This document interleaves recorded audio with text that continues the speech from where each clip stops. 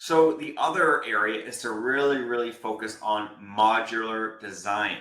And people talk about, oh, I'm focusing on, I'm going to get this system, this system, this system, this system, and that makes it modular. That doesn't make it modular if you don't build it that way. You have to look at them independently in smaller groups.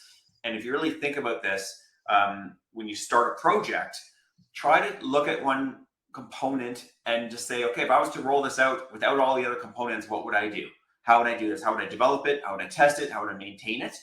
And then, add the other components in separately and just change your mindset of how you look at these things. If you tie things too heavily together, one's calling the other and vice versa, you're going away from this modular design. Things are becoming dependent on each other.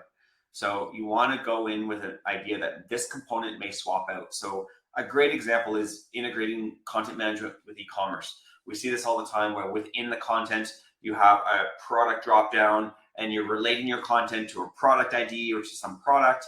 And sometimes that's a custom field or some other control where it points over and brings back the ID or whatever that may be to relate the two pieces of content.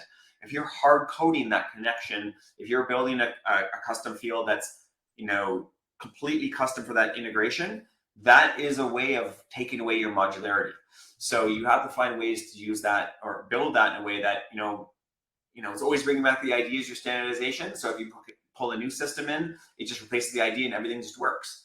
Right? So you have to build in things like that. And sometimes people build other middle layers to do it, which is a pro and con too, but that's where the orchestration layers and things where they're pulling in all the APIs and then you just call that layer, you don't call the other system, can really benefit this modular design approach.